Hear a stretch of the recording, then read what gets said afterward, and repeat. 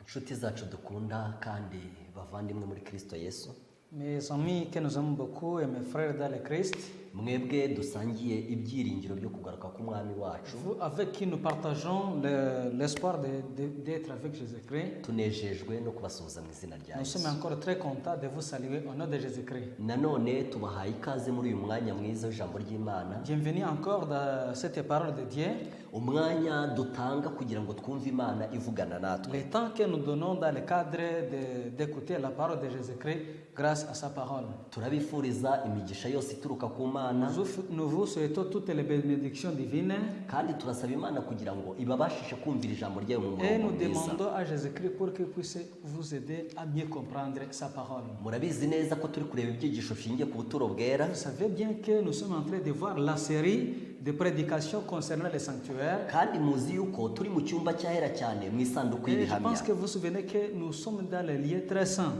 Murabizi neza ko isanduku y'ibihamya yabagamo ibintu bitatu, Vous savez que dans l'arche de témoignage, il y avait trois choses. kandi kimwe muri ibyo bintu bitatu ni ibisate bibiri byanditseho Et amategeko. l'une des trois choses qui étaient là, c'est la table de pierre. Mu cyigisho gishize Dans la prédication précédente, twarebye itegeko rya mbere, on a vu le premier commandement. itegeko rivuga ngo ntukagire izindi mana mu maso La loi yanjye. qui nous dit de ne pas avoir l'autre Dieu devant la face de Dieu. Muri uyu mwanya Dans cette occasion, tugiye kureba itegeko rya kabiri, nous allons voir le second commandement. kandi turabibutsa yuko ayo mategeko icumi Et nous vous rappelons que les 10 commandements, Bibiliya ivuga ko yari ari ku bisate bibiri la by'amabuye, Bible dit que c'était écrit aux deux tables de pierre. kandi impamvu yari ku bisate bibiri irumvikana Et la neza. raison en est que c'était compréhensible. Reka mbere yuko dutangira dubanze duhombeke amaso dusenge. Laissez-nous, avant de commencer, prions.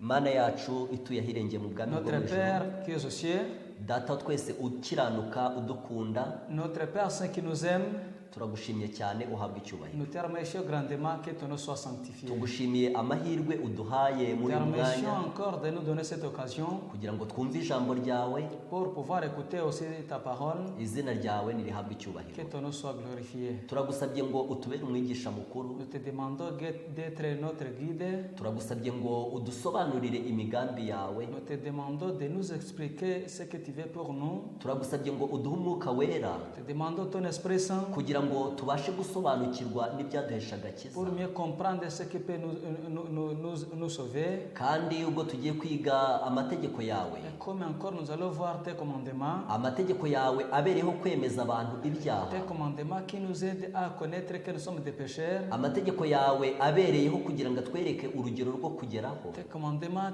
qui nous aident à nous montrer les points à laquelle nous pouvons être.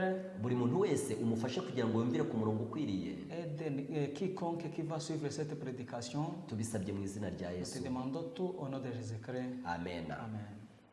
Nk'uko nari maze kubibabwira, Comme je viens de vous dire, amategeko icumi yari ari ku bisate bibiri, les 10 commandements étaient sur les tables de pierre. kandi buri kintu cyose cy'Imana Et toutes les choses qui viennent de Dieu, ntabwo ari ugupfa kugikora gusa, ahubwo kiba gifite ubusobanuro. on ne les fait pas au hasard, ça sa vraie signification. Muribuka isomo twasomye mu butumwa bwiza bwa Yesu bwanditswe na Parce que Matayo, vous vous souvenez de la leçon que nous avons lue la fois passée dans l'évangile de Matthieu, mu gice cyaho cya 22, dans le chapitre 22, ku murongo waho wa 34 kugeza uwa 40. Verset 34 jusqu'à 40. Reka twongere dusome iryo somo Nous allons encore relire cette leçon kugira ngo turebe impamvu amategeko ari ku bisate bibiri. pour voir pourquoi réellement les commandements étaient placés sur des tables de pierre. Umutwe w'amagambo uravuga ngo itegeko rirusha andi Le gukomera. titre, ça dit le plus grand commandement. Ariko abafarisayo bumvise yuko yatsinze abasadukayo Les pharisiens apprirent qu'il avait réduit au silence les sadducéens. bakananirwa kumusubiza, Ils se ressemblèrent. bateranira hamwe.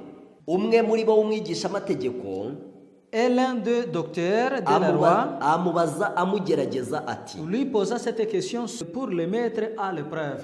mwigisha, itegeko rikomeye mu mategeko ni irihe? Maître, quel est le grand commandement de la loi? Reka twite ku gisubizo Yesu yamuhaye. Laissez-nous écouter la parole que Jésus lui répondit. Nawe aramusubiza ati, Jésus lui répondit, ukundisha Uwiteka Imana yawe umutima wawe wose, tu aimeras le Seigneur ton Dieu n'ubugingo bwawe bwose, de tout ton cœur, n'ubwenge bwawe bwose. de toute ton âme et de toute ta pensée. Iryo ni ryo tegeko rikomeye C'est ry'imbere. le premier et le grand commandement. Yesu yavuze yuko itegeko rya mbere rikomeye Jésus lui a répondu que le premier commandement, ni ugukunda Uwiteka n'umutima wacu wose, c'est aimer ton Dieu avec tout ton cœur, ni ugukunda Uwiteka n'imbaraga zacu zose. avec toute ton âme. Kandi iyo dusomye ku murongo wa 39 Et en lisant au verset 39, yaramubwiye ati n'irya kabiri rihwanye naryo et ngiri, voici le second, ukunde mugenzi wawe nk'uko qui wikunda. lui est semblable. Tu aimeras ton prochain comme toi-même. Muri ayo mategeko yombi, De ces deux commandements amategeko yose n'ibyahanuwe niyo yuririraho. dépendent toutes les lois et les prophètes. Yesu yavuze amategeko abiri, Jésus a dit deux commandements. avuga yuko andi mategeko yose yuririra Il kuri a ayo. dit que les autres commandements proviennent de ces deux commandements. Iri tegeko rya mbere ryaravuga ngo ukunde Uwiteka, Le premier commandement disait d'aimer Dieu. irya kabiri ravuga ngo uzakunde bagenzi Et bawe. le deuxième d'aimer ton prochain. Niyo mpamvu iyo turebye bya bisate bibiri, C'est la raison pour laquelle en regardant les deux tables de pierre, igisate kimwe cyabagaho amategeko ane, les premières tables de pierre, il y avait 4 commandements. kandi ayo mategeko ane niyo yavugaga ukunda Imana n'umutima wose. Et ces 4 commandements, c'est ce qui disait d'aimer Dieu au premier rang. Igisate cya kabiri Et les deuxième table de pierre, cyabagaho amategeko atandatu. il y avait 6 commandements. Ayo mategeko atandatu avuga isano iba hagati Et yacu ces na deux bagenzi commandements, bacu, ça nous dit la relation que nous avons avec nos prochains. kandi ahagarara itegeko rivuga ngo ukunde mugenzi wawe nk'uko Et wikunda. ça dans la place d'aimer ton prochain comme tu t'aimes toi-même. Ndagira mbabwire ko iki itegeko rya mbere twize Je vais vous rappeler que le premier commandement que nous avons vu, ryari ku gisate cya mbere, c'était au premier table de pierre. ryari rindi rivuga ngo ntukagire izindi mana mu maso yanjye. Le commandement qui nous dit de ne pas avoir l'autre Dieu en face de Dieu. Itegeko rya kabiri tugiye kureba Le deuxième commandement que nous allons voir, naryo rwose ryenda gusa n'irya mbere, c'est presque semblable au premier commandement. naryo ryerekana icyubahiro tugomba guha Imana. Ça nous montre aussi l'honneur que nous devons à Dieu. Tugiye gusoma mu gitabo cyo kuva Nous allons lire dans le livre d'Exode, mu gice cya 20 dans le chapitre 20, ahantu n'ubundi handitse amategeko là où il y'Imana. est aussi écrit les 10 commandements de Dieu. Turasoma umurongo wa 4 tugeze uwa 6. Nous allons lire dès le 4e verset jusqu'au 6e verset. Turasoma amagambo avuga ngo, Nous allons lire les mots qui disent ainsi: ntukiremere igishushanyo kibajwe Tu ne te feras pas de statue, cyangwa igisa n'ishusho yose iri hejuru mu ni ijuru de représentation quelconque cyangwa hasi ku butaka de ce qui est en haut dans les cieux, cyangwa mu mazi yo hepfo de ce y'ubutaka. qui est en bas sur la terre, Ntukabyikubite imbere, et de ce qui est dans les eaux plus grand que la terre. ntukabikorere, Tu ne protesteras pas devant elles et tu ne leur rendras pas de culte. kuko Uwiteka Imana yawe ndi Imana ifuha. Car moi, l'Éternel, ton Dieu, je suis un Dieu jaloux, Mpora abana gukiranirwa kwa base, qui punit la faute des pères sur les fils jusqu'à la 3e, nkageza ku buzukuruza n'ubuvivi bw'abanyanga, jusqu'à la 3e et la 4e génération de ceux qui me haïssent, nkababarira abankunda bakitondera amategeko yanjye, et qui se bienveillance nkageza ku buzukuruza babo b'ibihe igihumbi. jusqu'à 1000 générations envers ceux qui m'aiment et qui gardent mes commandements. Aya ni amagambo akomeye cyane. Ça, c'est le mot très compliqué. Aravuga ngo ntukiremere igishushanyo Ça kibajwe. nous dit de ne pas faire les statues. Aravuga ngo cyaba gisa n'ishusho yose iri hejuru mu ijuru, que ce soit les statues qui est au ciel, cyaba gisa n'ishusho iri hasi ku isi, que ce qui est en bas sur la terre, cyaba gisa n'ishusho iri munsi y'ubutaka, même ce qui est dans les eaux, plus bas que la terre. icya mbere ni ukuvuga ngo ntukakireme, Premièrement, c'est de ne pas faire ces statues. icya kabiri cyavuga ngo ntukakikubita imbere. Deuxièmement, ce n'est pas de faire représentation devant ces statues. Mu yandi magambo ntukagipfukama imbere. Dans d'autres mots, il ne faut pas s'agenouiller devant ces statues. Iyo dusomye mu gice cya 34 En lisant dans le chapitre 34, tugasoma ku murongo wa 11 tukageza uwa 14, dès le 11e à 14e verset, muri icyo gitabo n'ubundi cyo kuva, dans ce livre d'Exode, tugiye gusoma ku murongo wa 11. on va lire à 11e verset. Ujye witondera icyo nagutegetse uyu munsi, Prends garde à ce que moi je t'ordonne aujourd'hui. dore nzirukana abamoni n'abanyakanani n'abaheti n'abahivi n'abayebusi baguhunge, Je chasserai devant toi les Amoréens, les Cananéens, les Hittites, les Pharisiens, les Éviens et les Yébusiens. umurongo wa 12 uravuga ngo 12e verset dit ainsi: wirinde ntuzasezerane isezerano na bene igihugu ujyamo, Garde-toi de conclure une alliance avec les habitants du pays où tu dois entrer, rye kuba nk'umutego hagati muri mwe, de peur qu'il ne devienne un piège au milieu de toi. ahubwo uzasenya ibicaniro byabo, En effet, vous renverserez leurs auteurs, mutembagaze inkingi z'amabuye bubatse, vous briserez leurs stèles, muteme mutsinde ibishushanyo bya shera babaje, et vous couperez leurs potons d'Achéra. kuko udakwiriye kugira indi mana yose usenga, Tu ne te prosteras pas devant un autre Dieu, kuko Uwiteka witwa ufuha ari imana ifuha. car l'Éternel porte le nom de jaloux, il est un Dieu jaloux. Iri jambo ry'Imana rituvuga ko nta yindi mana tugomba La gusenga, parole de Dieu nous annonce que nous ne devons pas prier l'autre Dieu. kandi murabyibuka igihe twigaga itegeko rya Et je mbere, pense que vous vous souvenez que lorsqu'en voyant le premier commandement, igihe twarimo tureba Imana igiye gutanga amategeko, lorsque nous avons vu, lorsque Dieu donna les 10 commandements, yabanje kubabwira ku murongo wa mbere n'uwa kabiri ngo il a dit au premier et deuxième verset ngo ni njye Uwiteka wagukuye mu gihugu cya Egiputa, que c'est Dieu lui-même qui leur fait quitter dans le pays ni njye d'Égypte, wagukuye mu gihugu cya Egiputa mu nzu y'uburetwa. de la maison de servitude. Imana rero kubera ko ari we wakuye abantu mu gihugu cya Egiputa mu nzu y'uburetwa, Comme c'est Dieu qui a fait sortir les Israélites dans le pays d'Égypte, bagomba kutagira indi mana basenga. ils ne devraient pas servir l'autre Dieu. Twabonye yuko natwe kubera ko Imana rero yaturemye ikaducungura kandi Nous avons vu ikabitubeshejeho, comme nous-mêmes, nous avons été sauvés, nous avons été créés par Dieu, et nous sommes vivants grâce à Dieu aussi. ntabwo tugomba kugira indi mana natwe dusenga. Nous ne devons pas servir l'autre Dieu. Reka twumve ukuntu umuje w'Imana yasobanuye iri tegeko. Laissez-nous entendre comment la prophète Ellen White a expliqué cette loi. Tugiye gusoma mu gitabo cy'abakurambere Nous n'abahanuzi, allons lire dans le livre des patriarches et prophètes. turasoma kuri paje ya 419. On va lire à la page 419. Amagambo tugiye gusoma aravuga ngo Les mots que nous allons lire se disent ainsi: itegeko rya kabiri ribuzanya gusenga amashusho n'ibindi bisa bityo bigasimbuzwa Imana. Le second commandement défend d'honorer le vrai Dieu par l'intermédiaire d'images ou d'effigies. Amahanga menshi y'abapagani Un grand nombre de peuples païens yavugaga ko amashusho yabo asengwa ari ibimenyetso byoroheje bifashisha gusenga Imana.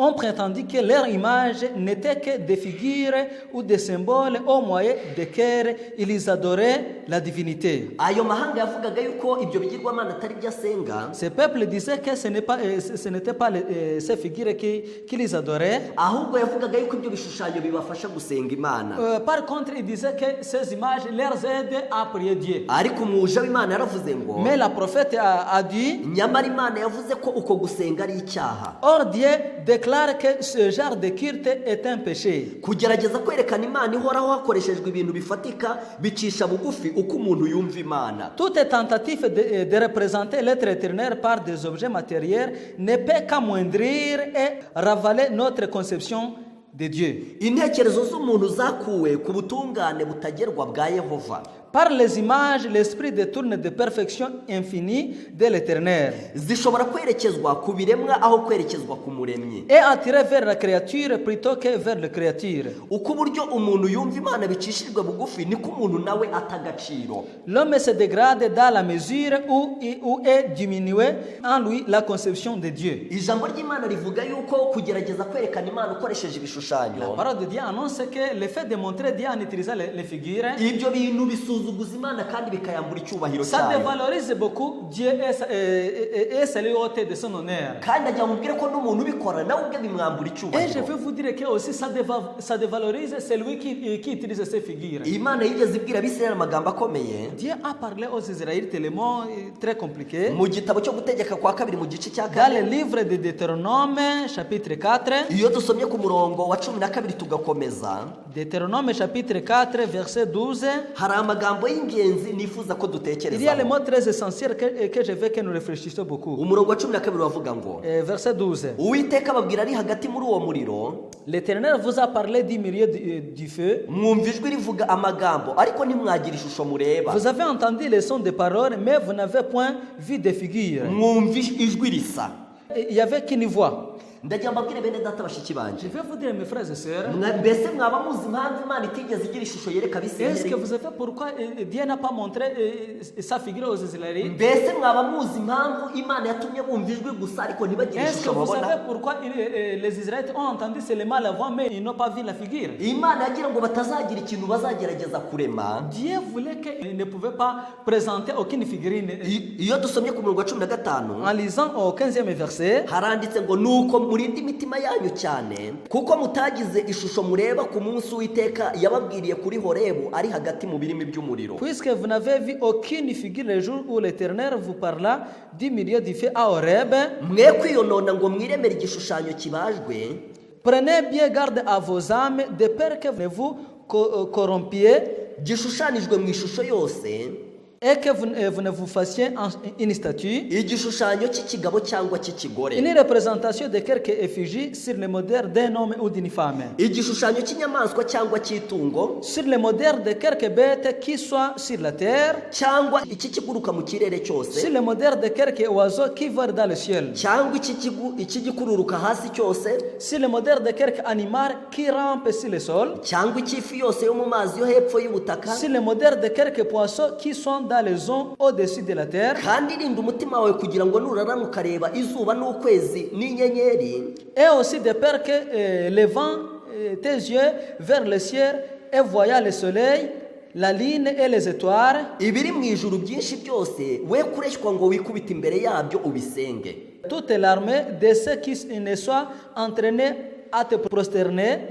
Kandi ari byo Uwiteka Imana yawe yagabanije amahanga yose yo munsi y'ijuru. Et c'est là que Dieu a donné en partage à tous les peuples sous le ciel tout entier. Aya magambo Imana yavuze C'est moi que Dieu a dit. yari irimo ibibutsa ibintu byabereye ku musozi wa Il Horebu. voulait rappeler ce qui se passa au mont Horeb. Imana ntabwo yigeze igira ishusho ibereka, Dieu n'a pas leur montré sa figure. ahubwo bumvise ijwi gusa. Par contre, ils ont entendu seulement la voix. Muranabyibuka igihe yabonekeraga Mose mu Je pense que gihuru, vous vous souvenez le jour où il s'est montré à Moïse dans la brousse. ntabwo Musa yigeze agira ishusho abona, Moïse n'a pas vu l'image. ahubwo yagiye kumva yumva ijwi rimuhamagarira mu gihuru, Par contre, il a entendu la voix qui l'appela dans la brousse. riramubwira ati kwetura inkweto zawe kuko aho uhagaze Et la voix lui arahera. a dit d'enlever ses chaussures, puisque là où il est, c'est le lieu saint. Ndagira mbabwire bene data bavandimwe, Je vais vous dire, mes frères et sœurs, Imana yagerageje kurinda ubwoko bwayo kurema ibishushanyo, Dieu a fait tout le moins possible pour éviter les figures dans ce peuple, kuko Imana ntabwo yigeze yemera ko hari igishushanyo abantu bareba. puisque Dieu n'a pas voulu que le peuple israélite voit les images. Mbese mwaba mwibuka igihe Imana yiyerekaga Eliya? Est-ce que vous vous souvenez le jour où Dieu s'est révélé à Élie? Iyo dusomye mu gitabo cya mbere cy'Abami, En lisant dans le premier livre des rois, tugasoma mu gice cyaho cya 19, dans le chapitre 19, tugasoma ku murongo wa 11 n'umurongo wa 12, dès le 11e jusqu'au 12e verset, naho hagaragaza yuko igihe Imana yiyerekaga Eliya, ça nous montre aussi le jour où Dieu s'est montré montré à Élie, ntabwo yigeze igira ishusho n'a imwereka. pas montré son image. Reka dusome umurongo wa 11. Lisons le 11e verset. Iramubwira iti sohoka uhagarare ku musozi imbere y'Uwiteka. L'Éternel dit, sors et tiens-toi sur la montagne devant l'Éternel. Uwo mwanya Uwiteka amucaho. Et voici que l'Éternel passa. Maze umuyaga mwinshi wa serwakira uraza usatura imisozi, Un grand vent violent déchirait les montagnes umenagura ibitari imbere y'Uwiteka, et brisait les roches devant l'Éternel. ariko Uwiteka yari atari muri uwo muyaga. L'Éternel n'était pas dans le vent. Umuyaga ushize habaho igishyitsi cy'isi, Après le vent, ce fut un tremblement de terre. ariko Uwiteka yari atari muri icyo gishyitsi. L'Éternel n'était pas dans le tremblement de terre. Hanyuma y'igishyitsi hakurikiraho umuriro, Après le tremblement de terre, un feu. ariko Uwiteka yari atari mu muriro. L'Éternel n'était pas dans le feu. Hanyuma y'umuriro haza ijwi ryoroheje ry'ituza. En fait, après le feu, une voix douce et subtile. Eliya amaze kuryumva yitwikira umwitero we mu maso, Quand Élie entendit, il s'enveloppa le visage de son manteau. arasohoka ahagarara mu muryango w'ubuvumo. Il sortit et s'étend à l'entrée de la grotte. Ijwi riramusanga rimubaza riti, Eliya we urakora iki aho? Or voici qu'une voix lui dit, que fais-tu ici, Élie? Abantu bose tubona Imana yavuganye nabo, Tous les gens qui se parlaient avec Dieu, abo bantu bose bumvise ijwi ry'Imana ariko ntibigeze tous babona les gens qui ishusho se sont yayo. parlé de Dieu ont entendu seulement la voix, mais n'ont pas vu l'image. Icyatumye Imana idatuma hari abantu babona ishusho La yayo, raison de ne pas trouver l'image de Dieu, nk'uko twabisomye muri iyi paje yo mu gitabo cy'abakurambere n'abahanuzi, comme on l'a ici dans cette page du patriarche et prophète, muri iki gice kivuga Abisirayeli bahabwa amategeko, dans le chapitre igice qui cya dit la loi proclamée 27, au Sinaï, au chapitre 27, kuri iyi paje twarimo dusomaho, à la page où nous lisions, au 419e page, batubwiye amagambo avuga ngo, on nous a dit les mots qui disent ainsi. itegeko rya kabiri ribuzanya gusenga amashusho n'ibindi bisa bityo, Le second commandement défend d'honorer le vrai Dieu par l'intermédiaire d'images ou de effigies. amahanga menshi y'abapagani yavugaga ko amashusho yabo asengwa ari ibimenyetso byoroheje bibafasha gusenga Imana. Un grand nombre de peuples païens ont prétendu que leur image n'était que des figures ou des symboles au moyen desquels ils adoraient la divinité. Nyamara Imana yavuze ko ugusenga nk'uko ari icyaha. Or Dieu déclare que ce genre de culte est un péché. Kugerageza kwerekana Imana ihoraho hakoreshejwe ibintu bifatika, Toute tentative de présenter l'être éternel par des objets matériels bicisha bugufi uko umuntu yumva ne Imana. peut qu'amoindrir et ravaler notre conception de Dieu. Intekerezo z'umuntu zakuwe ku butungane butagerwa bwa Yehova, Par les images, l'esprit détourné de perfection infinie de l'éternel zishobora kwerekezwa ku biremwa aho kwerekezwa ku muremyi. et attiré vers la créature plutôt que vers le créateur. Rero bene data bavandimwe, C'est pourquoi mes frères et sœurs, ikintu cyitwa kurema ibishushanyo ntabwo cyemewe mu maso le y'Imana. fait de présenter les images n'est pas acceptable dans l'image de Kandi murabizi ko visage de Imana Dieu. yafashije Abisiraheli igihe itatumaga hagira ishusho Et nous babona. savons que Dieu a aidé beaucoup les Israélites en ne pas leur montrer son image. Iyo dusomye mu gitabo cyo kuva mu gice cya 33, En lisant dans le livre d'Exode chapitre 33, tugasoma aho Mose yasabye Imana kugira ngo imwereke ubwiza bwayo, là où Moïse voulait avoir la bonté de Dieu, umurongo waho wa 18 tukageza ku murongo wa 20, au verset 18 jusqu'au verset 20, Imana reka twumve ukuntu yabwiye Mose. laissez-nous entendre ce que Dieu a dit à Moïse. Aramubwira ati nyereka ubwiza bwawe burabagirana. Moïse dit, fais-moi vrai ta gloire. Uwiteka aramubwira ati ubwanjye nzanyuza kugira neza kwanjye imbere yawe, L'Éternel répondit, je ferai passer devant ta face toute ma bonté, nzivugira mu izina imbere yawe ko ndi Uwiteka, et je proclamerai devant toi le nom de l'Éternel. kandi nzagirira ubuntu uwo nzabugirira, Je fais grâce à qui je fais grâce, kandi nzababarira uwo nzababarira. et j'ai compassion de qui j'ai compassion. Kandi ati ntiwareba mu maso hanjye kuko umuntu atandeba ngo abeho. Et l'ajoutant, tu ne pourras pas voir ma face,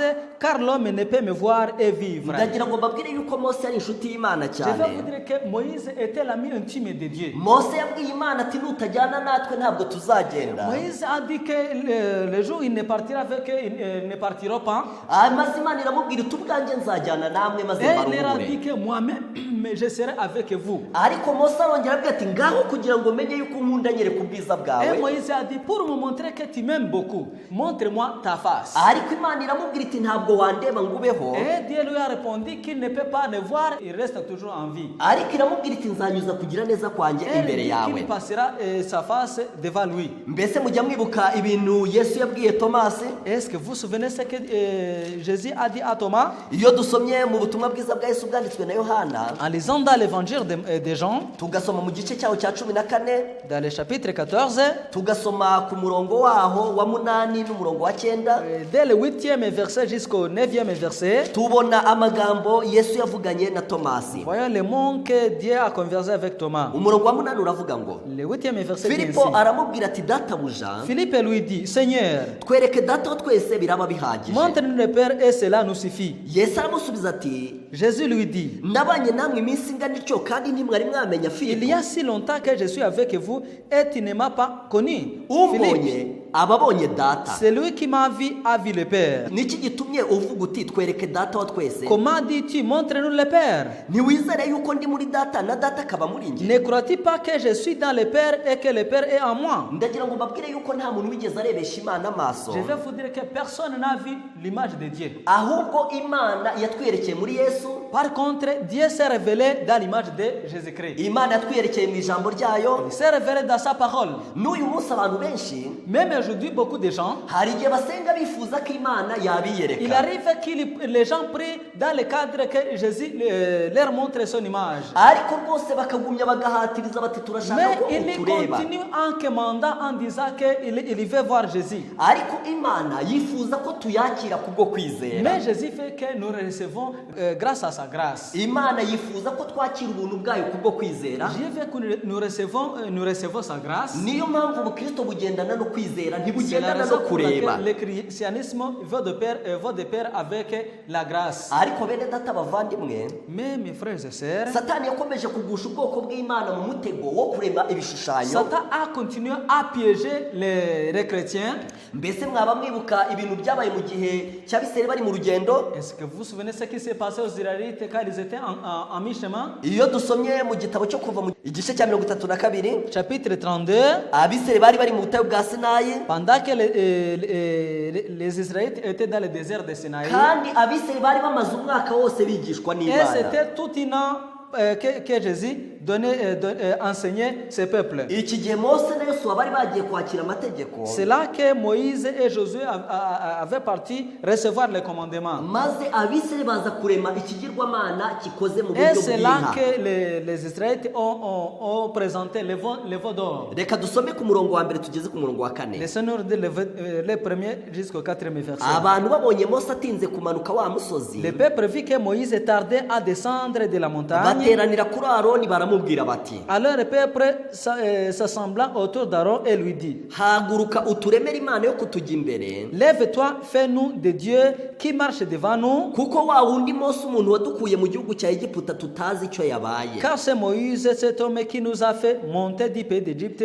Nous ne savons pas ce qui lui est arrivé. Aroni arababwira ati, Aaron leur dit, mukature impeta z'izahabu ziri ku matwi y'abagore banyu défaites les anneaux d'or qui sont aux oreilles de vos femmes, no ku y'abahungu banyu de vos fils, no ku y'abakobwa banyu, de vos filles, muzinzanire. et apportez-les-moi. Abantu bose bakatura impeta z'izahabu zo ku matwi Et yabo, tous les gens du peuple se défirent des anneaux d'or qui étaient à leurs oreilles bazishyira Aroni. et les apportèrent à Aaron. Arazenda azishyira mu gifite ishusho ashaka, Ils reçurent de leurs mains, aziyazamo ikimasa, les façonnant avec les birins, baravuga bati, et fit un veau en matériel fondu, puis ils dirent, iki ni cyo Mana yawe wa bwoko bwa Isiraheli we, Israël, les voici les dieux qui t'ont fait monter du pays d'Égypte. yagukuye mu gihugu cy'uburetwa.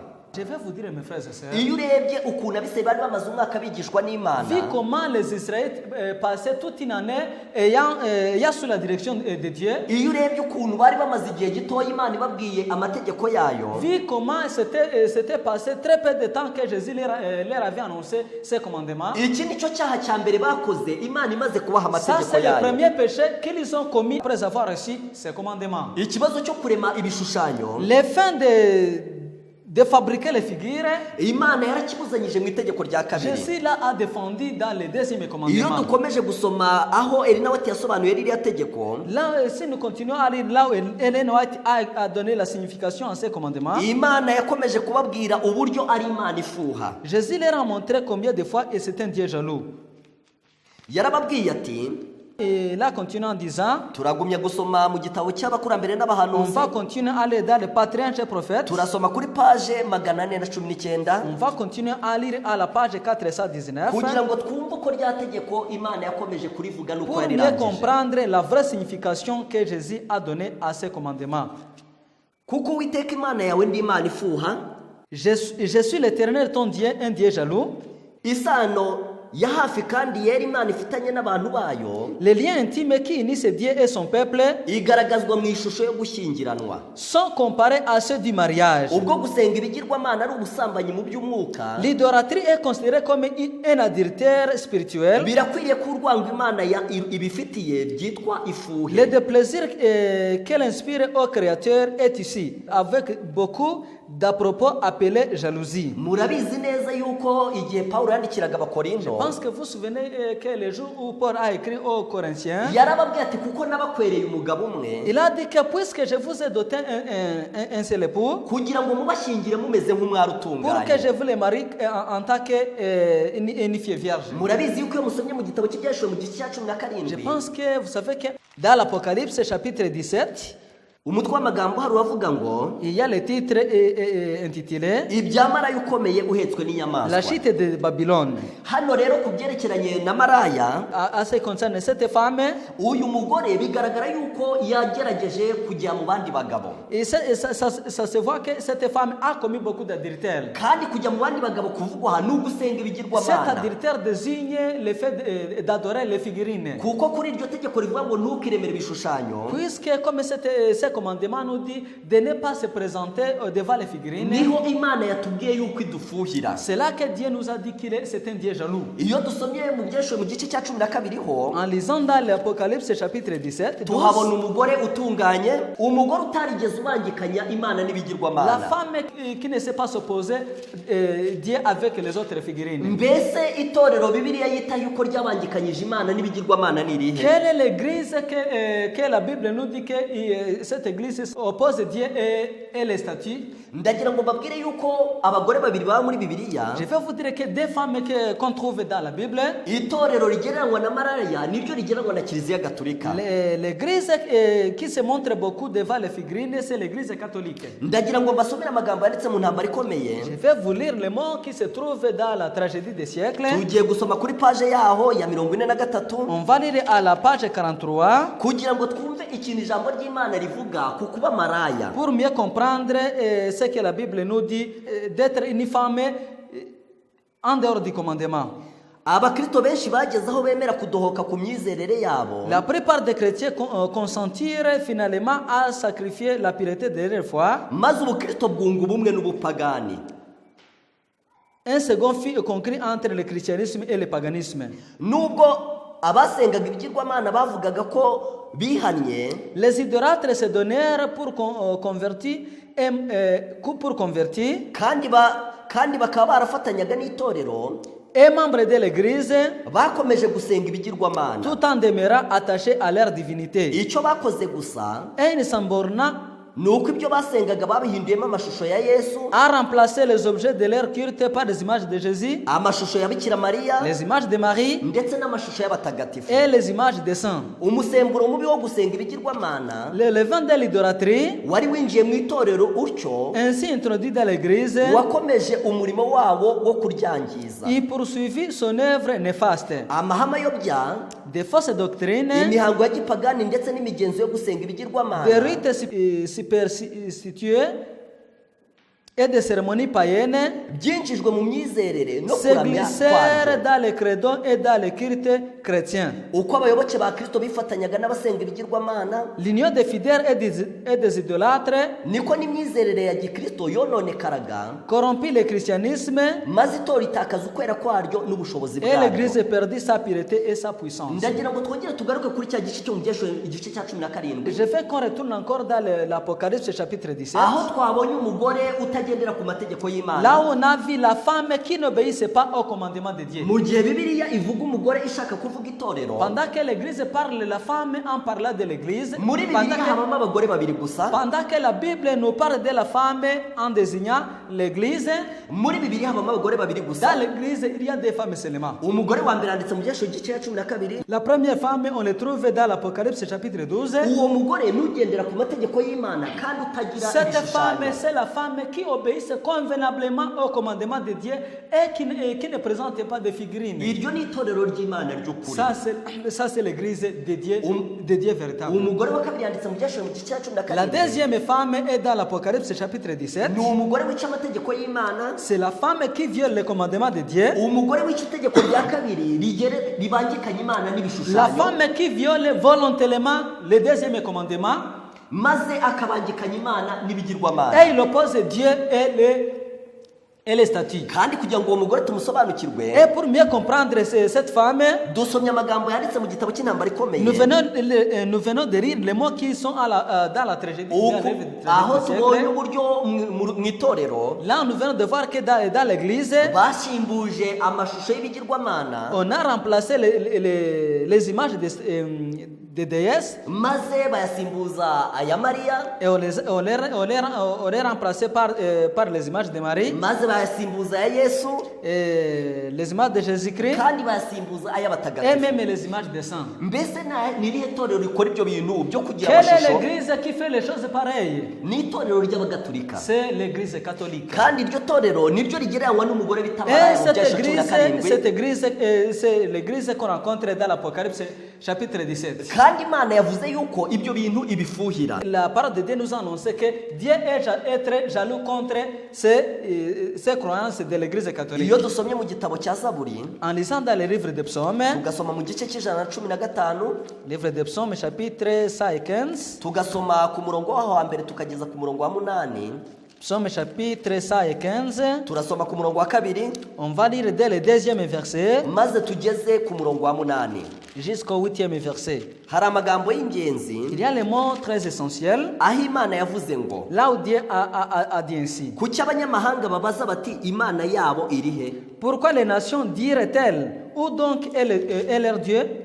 Ariko Imana yacu iri mu ijuru. Notre Père est au ciel. Imana yacu iri mu ijuru bene data. Notre Dieu est au ciel, mes frères. Yakoze ibyo yashatse byose. Il a fait tout ce qu'il veut. Ibishushanyo babandi basenga Et leurs idoles sont de l'argent et de l'or. ni ifeza n'izahabu. Sont de l'argent et de l'or. Mbese abo bantu basenga ibishushanyo ni bande? Qui prie ces idoles réellement? Ni bande babangikanya Imana n'ibindi bigirwamana? Qui oppose les idoles et Dieu? Ni bande Imana ibwira yuko ifuhira kubera yuko babaye mara? À qui Dieu dit qu'il est jaloux? Ni itorero ry'abagatulika. C'est l'église catholique. Nimuzareba ahantu hose ribyubatse, Partout il y a l'église catholique, yaba mu rusengero mo imbere, que ce soit dans l'église, yaba n'inyuma yarwo, que ce soit à l'extérieur de l'église, muzajya musangaho amashusho menshi vous atandukanye. verrez qu'il y a beaucoup des images. Ayo mashusho azajya aba ari aya Yesu, Ces images peuvent être les images qui représentent Jésus-Christ, aya Bikira Mariya, les images qui représentent Marie, cyangwa aya ou batagatifu. bien les images des saints. Ariko itegeko rivuga ngo iki? Mais que nous dit le commandement? Riravuga ngo ntukaremere igishushanyo kibajwe, Ça nous dit de ne pas adorer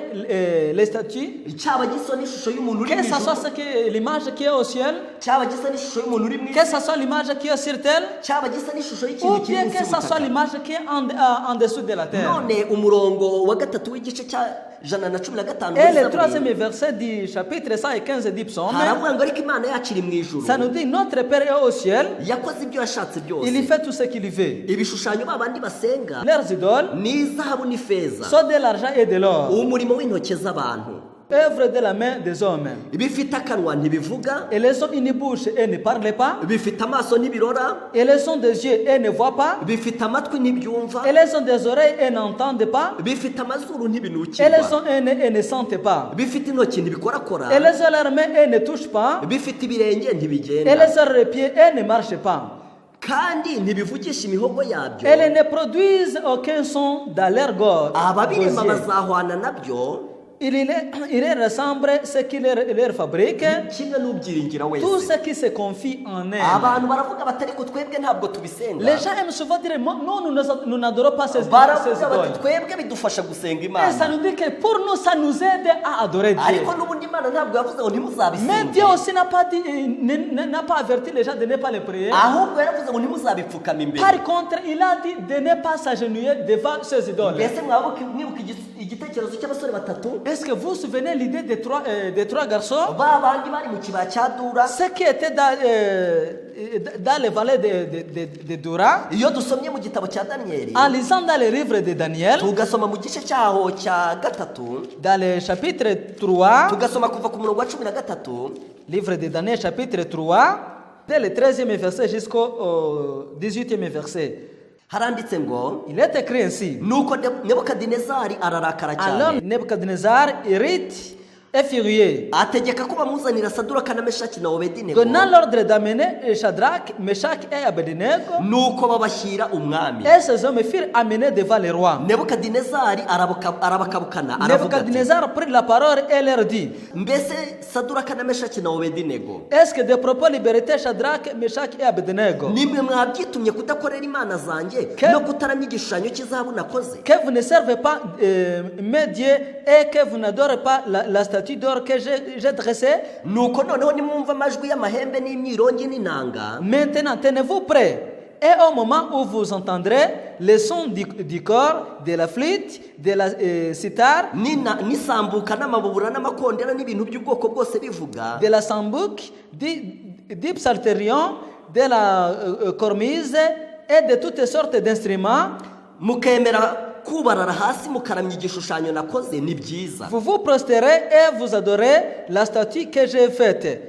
ariko nimutakiramya ako kanya murajugunywa mu itanura ry'umuriro ugurumana Si vous ne l'adorez pas, vous serez rejeté en l'instant même au milieu d'une fournaise ardente. mbese imana irubakiza amaboko yanjye ni Et que le Dieu qui vous délivrera de ma main, ntabwo yababwiye ngo muze kugisenga il ne leur a pas dit de le prier. yaravuze ati mwubarare hasi maze Par mukiramye contre, il leur a dit de s'agenouiller et de l'adorer. yaravuze ati umuntu wese niyumva ayo majwi yubarare Il hasi leur a dit aramye quiconque entendra les voix, il n'a qu'à s'agenouiller devant cette statue et l'adorer. ariko aba basore bari barize itegeko rya kabiri Mais ce garçon avait déjà appris par cœur le deuxième commandement. itegeko rya kabiri rivuga ngo ntukiremere igishushanyo Le kibaye deuxième commandement qui nous avertit de présenter aucune figurine. itegeko rivuga ngo ntukabipfukame imbere Le second commandement qui nous dit de ne pas s'agenouiller devant ces statues. maze ku murongo wa 16 abo basore baramusubiza Et au 16e verset, les trois garçons leur ont répondu. saduraka na meshaki na obedenego basubiza umwami bati Shadrach, Meshach et Abednego répliquèrent au roi Nebuchadnezzar. nebukadinezari nta mpamvu ituma tugusubiza iryo jambo Nebuchadnezzar, nous n'avons pas besoin de te répondre là-dessus. niba ari ibyo imana yacu dukorera ibasha kudukiza mu itanura ry'umuriro ugurumana Si cela doit être notre Dieu que nous servons, peut nous délivrer. kandi izadukiza ukuboko kwawe nyagasani Il nous délivrera de la fournaise ardente et de ta main au roi. ariko naho itadukiza Sinon, nyagasani sache au roi umenye ko tutari bukorera imana zawe Que habe nous no ne kuramya se- igishushanyo cy'izahabu que nous ne wakoze servirons pas tes dieux et que nous n'adorerons pas la statue d'or que tu as dressée. aba basore baramubwiye bati ntabwo dushobora gupfukama imbere y'icyo Ces gishushanyo trois garçons ont refusé catégoriquement. baravuze bati itegeko ry'imana rya kabiri ritubuza gupfukama imbere Ils ont y'ibishushanyo dit que le deuxième commandement, nous ne pouvons pas oser de faire les choses contraires à ce deuxième commandement. muranabyibuka yuko iki kizamini na daniyeli yaragikoze Souvenez-vous que même Daniel a passé le même examen. iyo turebye mu gitabo cya daniyeli mu gice cya gatandatu Lorsque nous lisons dans le chapitre 6 du livre de Daniel, iyo dusomye mu gice cya gatandatu dans le chapitre 6, ahari amagambo avuga daniyeli ajugunywa mu rwobo rw'intare là il y a le mot qui dit que Daniel dans la fossée au lion, bavuga uburyo abantu bashyizeho itegeko Ça nous dit comment les gens ont pratiqué la loi. yuko mu minsi 30 yose Que dans 30 jours, abantu bagomba kuzajya basenga umwami Dariyo, quiconque devrait prier le roi Darion. yuko ibintu bashaka aribo bazajya babisaba, Que tout ce qu'ils avaient besoin, ils devraient demander au roi Darion. ariko biravuga ngo Daniyeli yakomeje kujya asenga Imana ye Mais la gatatu ku Bible munsi. nous dit que Daniel a continué son habitude de prier chaque jour. akinguye amadirishya yerekeye En Yerusalemu. ouvrant les fenêtres qui étaient opposées à Jérusalem. Mbega ukuntu ubwoko bw'Imana bwakomeje kubaha itegeko Combien de ry'Imana. fois le peuple de Dieu ont continué à respecter les commandements de Dieu. Nshuti zanjye bene data, Mes frères et sœurs, mes amis, nubwo itorero rya Kiliziya Gatolika ryakuye itegeko rya kabiri mu mategeko même si 10, l'église catholique a enlevé le deuxième commandement dans les 10 commandements de Dieu, nubwo iryo torero ryaciye itegeko rya 10 mu mategeko abiri, même si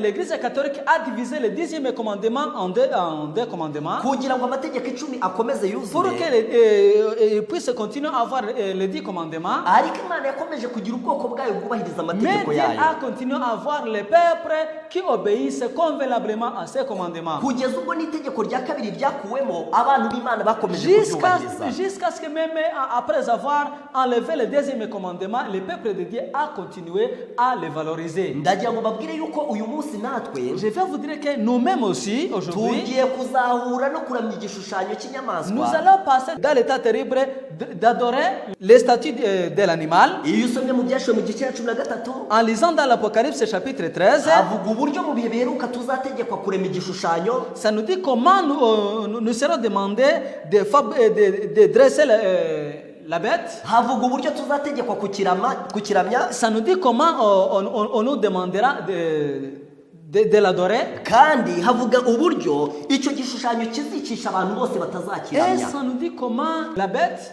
tuera beaucoup de gens qui refusera de l'adorer. Ndagira ngo mbabwire yuko tugomba guhagarara mu mwanya abasore batatu bari Je vais bahagazemo, vous dire que nous devons prendre position que la même où les trois garçons la place qu'ils occupaient. kandi tugomba guhagarara mu mwanya Daniyeli yari Et nous ahagazemo. devons occuper la position que Daniel avait. Ariko ubwoko bw'Imana bwinshi bwakomeje kujya mu murongo upfuye, Mais beaucoup de chrétiens ont continué à suivre les faux chemins. nababwiye iby'ukuntu Abisirayeli bari mu butayu bwa Sinayi baramyije Je ikigirwamana. vous ai parlé comment les Israélites étant dans le désert ont adoré l'autre idole. Iyo muzasoma mu gitabo cya mbere cy'Abami mu gice cya 19, En lisant dans le premier livre des rois, chapitre 19, iyo dusomye mu gice cya 12 et même dans le chapitre 12, tugasoma ku murongo wa 28 tukageza ku wa 31, le livre des rois, chapitre 12, turasoma ku murongo wa 28 tugeze ku wa 31, verset 28 jusqu'au verset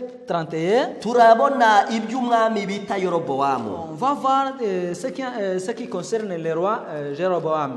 Uwo mwami nawe Ce roi, yaramije ibigirwamana. ce roi aussi a beaucoup adoré beaucoup des idoles. Reka dusome ku murongo wa 28. On va lire au 28e verset. Umwami ahera ko yigira inama arema ibishushanyo by'inyana bibiri mu izahabu, Après avoir pris conseil, le roi fit deux vents d'or abwira abantu ati byabarushya kujya muzamuka mujye Yerusalemu, et dit au peuple, vous êtes assez montés à Jérusalem, wa bwoko bw'Abisiraheli we, Israël. ngizi imana zawe zagukuye mu gihugu cya Egiputa, Voici les dieux qui t'ont fait monter du pays d'Égypte. maze kimwe agishyira i Beteli, Il a remplacé un à Bethel ikindi agishyira i Dani. et il mit l'autre à Dan. Ibyo bishushanyo biba ikigusha kuko abantu bajyaga baza kubiramya. Ce fut là une occasion de pécher. Le peuple alla devant les dévots jusqu'à Dan. Maze bakagera no ku Kidani. Jusqu'à Dan. Bene data bavandimwe, Mes frères et sœurs, ijambo ry'Imana ritusaba kudasenga la ibishushanyo. parole de Dieu nous demande beaucoup de ne pas prier les idoles. Muzasome iki gice murebe igihano Yorobowamu yahawe. Les jours où vous continuez à lire ce chapitre, vous verrez la punition que Jéroboam a connue. Muzareba igihe Imana yamutumagaho umuhanuzi uturutse i Buyuda, Vous verrez le jour où Jésus l'emporta, les prophètes venant de Juda. maze Yorobowamu akamutunga ukuboko maze kugahita Et kurwara. Jéroboam l'a donné le signe de main et directement les mains a tombé malade. Icyo ni ikimenyetso y'uko Imana yanga abantu basenga Ça, c'est ibishushanyo. le signe qui montre combien de fois Dieu n'aime pas les gens qui adorent les idoles. Iyo dusomye mu gitabo cy'ibyakozwe n'intumwa, En lisant dans les livres d'Actes des Apôtres, tugasoma mu gice cyaho cya 17, 17 dans le chapitre 17, turasoma umurongo wa 28 n'uwa 29. nous allons lire dans le chapitre 28 et le chapitre 29. Hari amagambo avuga ngo Il y a les mots qui disent ainsi: kuko ari muri yo dufite ubugingo bwacu, car en lui nous avons la vie. tugenda turiho nk'uko bamwe mu bahimbyi b'indirimbo banyu bavuze bati. Les mouvements et lettres, c'est ce qu'ont dit aussi quelques-uns de vos poètes.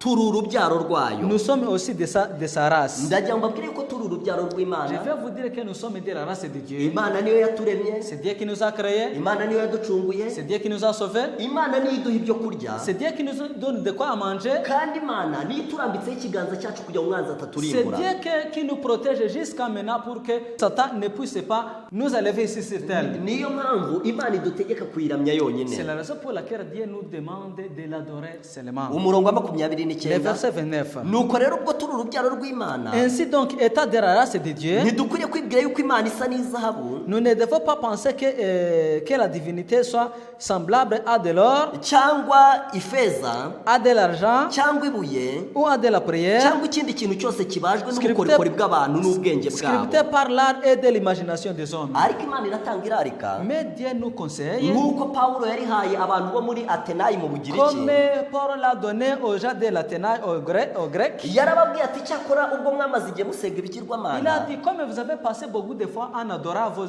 vos idoles, iyi minsi yo kujijwa Imana yarayirengagije. le fait de ne pas adorer Dieu, Dieu vraiment a essayé de ne pas considérer ça. Niyo mpamvu irimo itegeka abantu bose aho bari hose C'est la raison kwihana. pour laquelle il demande quiconque là où il est de se repentir devant Dieu. Ndagira ngo dusome amagambo yanditse mu gitabo cy'abakurambere n'abahanuzi. Nous allons lire les mots qui se trouvent dans les patriarches et prophètes. Turasoma kuri page 436, Nous allons lire à la page 436 turanasoma kuri page et à la 437. page 437. Hari amagambo avuga ngo Il y a les mots qui disent ainsi: abantu bifuzaga igishushanyo gihagarariye Imana comme le peuple désirait quelque image de la divinité, kugira ngo kibajye imbere mu cyimbo cya marchant Mose. devant eux à la place de Moïse, Ntabwo Imana yari yatanze uburyo na bumwe bwo kuyigereranya, et que le bœuf faisait partie des emblèmes des divinités égyptiennes, kandi yari yarabuzanije gukora ikintu cyose gifatika kugira ngo bayigaragaze. on sigela la fabrication d'un veau. On oublia que Dieu n'avait pas désigné d'objet pour les représenter et avait même interdit d'en choisir un. Bya bitangaza bikomeye byakorewe mu Misiri no ku Nyanja Itukura, On ne se souvient pas des miracles accomplis en Égypte et à la mer Rouge, byabereho kugira ngo abantu bizere Imana imwe nyakuri nk'Imana itagaragara. qui leur avait inspiré confiance en un Dieu tout-puissant et invisible. Umufasha wa Isirayeli ushobora byose On oublia généralement qu'une réponse à leur demande d'un signe visible de sa présence, icyifuzo cy'uko yiyerekana muri bo cyari cyarasubirishijwe inkingi y'igicu n'inkingi y'umuriro yabayoboye. Dieu leur avait donné la colonne de nuée et de feu qui dirigeait les cohortes d'Israël, Ndetse no mu kwiyerekana kw'ikuzo ryayo mu misozi ya Sinayi. ainsi que les scènes glorieuses du Sinaï. Ariko icyo gicu cy'Uwiteka yarimo kikiri imbere yabo, Néanmoins, en face de cette même nuit, on pensait à retourner en Égypte. basubiye inyuma mu bitekerezo byabo gusenga ibigirwamana byo mu Misiri, On pensait à retourner en Égypte, maze bagaragaza ikuzo ry'Imana itabonwa bakoresheje igishushanyo et cela cy'ikimasa. sous la conduite d'un veau. Rero bene data Mes bavandimwe, frères et sœurs, nubwo uyu munsi tutabona ahantu hashinze ibigirwamana même cyane, si aujourd'hui on ne peut pas trouver beaucoup de places là où il y a beaucoup de statues, nubwo tutabibona nk'uko byari biri mu gihe cy'Abisiraheli, même si on ne peut pas le voir comme c'était dans l'état des Égyptiens, ariko n'uyu munsi abantu basenga même ibigirwamana. aujourd'hui les gens adorent beaucoup les idoles. Muzasome mu gitabo cy'abahanuzi n'abami, En lisant dans les livres des prophètes et rois, muzasoma ku cyigisho cya 14, dans le chapitre 14, icyigisho gifite umutwe uvuga ngo mu mwuka no mu mbaraga bya Eliya. chapitre et le titre avec l'esprit et la puissance d'Élie. Hari amagambo avuga ngo Il y a les mots qui disent ainsi: muri iki gihe isi ifite ba Ahabu ndetse na ba Yezebeli bayo, notre époque a ses Acham et ses Jézabel. igihe turimo ni igihe kirangwa no gusenga ibigirwamana nk'uko igihe Eliya yabagamo cyari kimeze Elle rwose. ressemble étrangement à celle du grand prophète. bishoboka ko nta hantu ho gusengera ibigirwamana hagaragara wabona. Les auteurs des idoles peuvent ne pas être visibles. Bishoboka kandi ko nta gishushanyo kiriho amaso yatumbira. Les statues non apparentes, nyamara abantu ibihumbi byinshi bagenda bayoboka imana z'iyi si. il ne reste pas moins que des milliers de personnes adorent des dieux de ce monde. bakurikira ubutunzi, Les richesses, kumenyekana, la gloire, ibinezeza ndetse n'inkuru mpimbano zishimisha kandi zitera umuntu kuyoboka ibikurura umutima utaragizwe mushya. les plaisirs, les fabres agréables qui permettent aux hommes de suivre les penchants de leur cœur irrégénéré. abantu basobanukiwe nabi imana n'ibiyiranga, Des multiples ont une conception erronée de Dieu et de ses attributs. kandi bakorera ibigirwamana nk'uko byari bimeze ku basengaga Bali. Et les servent ainsi un faux Dieu comme les adorateurs de ndetse na Baal. benshi mu bavuga ko ari abakirisito Beaucoup de ceux qui disent chrétiens bifatanije n'imbaraga zirwanya imana n'ukuri kwayo. ont subi des influences diamétralement opposées à Dieu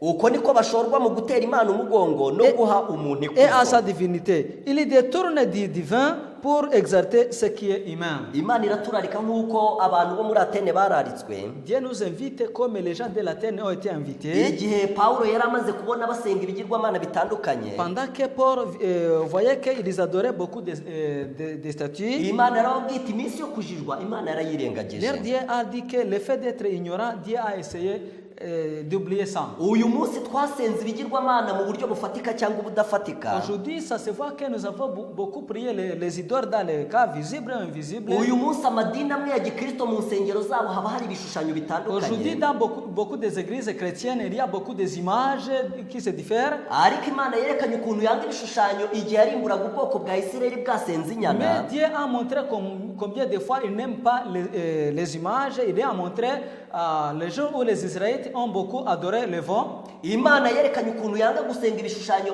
igihe Yerobowamu yarwaraga indwara ku kuboko. Et Dieu a montré combien de fois il n'aime pas les images. Il montra à Jéroboam les jours qu'il a tombé malade, sa mère a tombé malade. niyo mpamvu natwe uyu munsi imana iduha irarika, C'est la raison pour laquelle nous-mêmes, Dieu nous invite beaucoup. itubwira yuko tutigeze tubugira ishusho tureba, En disant que nous n'avons pas vu l'image et son image. kandi imana iratubwira yuko tugomba kuyihindukirira. Et Dieu nous dit que nous devons encore retourner en lui. abantu bose bumva amategeko y'imana bashinja, Et les gens qui entendent que les commandements de Dieu leur disent qu'ils sont pécheurs, cyane cyane ko amategeko abereho kutumenyesha icyaha. surtout que l'importance des commandements, c'est de nous montrer nos pécheurs. igihe twumenya icyaha cyacu ntabwo tugomba gutsimbarara, Les jours où nous connaissons que nous sommes des pécheurs, nous ne faut pas beaucoup insister. ahubwo tugomba kwemera icyaha cyacu nk'uko Yeremiya yabivuze. Par contre, nous devons accepter nos péchés comme Jérémie a dit. tugomba kucyaturira imana no kukisabira imbabazi, Nous devons demander pardon à Jésus-Christ. kandi tugomba gusaba imbaraga yo gukomeza amategeko Et nous devons y'imana. demander la force pour que nous pouvons suivre la ligne que nous trouvons dans les commandements de mu Dieu. gihe tugiye kwishingikiriza ku isezerano imana yaduhaye, Pendant que nous allons encore s'appuyer sur Jésus-Christ, aho yatubwiye iti nzandika amategeko yanjye mu mitima là il yanyu, nous a dit qu'il écrira ses commandements dans nos cœurs. reka natwe twemere yuko twahemutse kandi dusaba imbabazi. Laissez-nous nous-mêmes accepter que quand même nous avons beaucoup commis des fautes. reka dusabe Et demander imana le pardon. kwandika amategeko yayo mu mitima yacu, Laissez-nous demander Dieu qu'il puisse écrire ses commandements dans nos cœurs kugira ngo tubashishwe nayo kuyagenderamo. pour qu'il puisse nous aider à obéir convenablement à ses reka mu buryo commandements. bwo kwicisha bugufi, Dans le cadre de ce prière, mu gihe dusoza iki cyigisho, pour clôturer cette prédication, duhobeke amaso maze nous dusenge. allons encore prier. mana yacu idukunda, Notre Père qui nous aime beaucoup, data wa twese utashaka yuko twarimbuka ahubwo ko twaba mu bwami notre bwawe, Père qui est aussi qui veut que nous pouvons être sauvés par toi, wowe wagiye ku musaraba ugapfira ibyaha byacu, toi qui as été crucifié grâce à nos péchés, wowe uteze amaboko kugira ngo umuntu wese wishe amategeko yawe agusange, toi qui t'as les mains pour que quiconque a péché puisse encore s'appuyer sur toi. turagusabye ngo uturinde ko hari umuntu wakwinangira yihangira mu mutima we, nous te demandons que tout le monde soit devant toi. ahubwo mu gihe ijambo ryawe ritubwira ko twishe amategeko yawe mu buryo Pendant que bumwe cyangwa ubundi, ta parole nous dit que nous avons beaucoup violé tes commandements, udushoboze kwemera ibyaha byacu, aide-nous à accepter que réellement nous sommes des pécheurs. udushoboze kumenya yuko uhisha ibicumuro bye atazagubwa neza, Aide-nous à connaître que celui qui ne se repente pas ne sera pas pardonné, ariko umuntu ubyatura akabireka azababarirwa. mais celui qui s'agenouille devant toi sera pardonné. Tugushimiye isezerano ryawe yuko utazatubabarira gusa, Nous te remercions puisque tu ne nous pardonneras pas seulement, ahubwo uzaduha n'umwuka wera kugira ngo tubashe kugendera mu mais mategeko par yawe. contre tu nous donneras même aussi ton Esprit Saint pour que nous pouvons être sous la conduite de tes commandements. Turagusabye ngo ubwo twicishije bugufi tugusaba imbabazi kandi tugusaba imbaraga, Te demandons comme nous sommes humbles devant toi et que nous te demandons ta force, uhengekere umusaya wawe kumva gusenga kwacu, essaie de nous écouter, udusubirishe kugira neza kwawe, essaie de nous répondre. tubisabye mu izina rya Yesu, Nous te demandons tout au nom de Jésus-Christ. amen. Amen.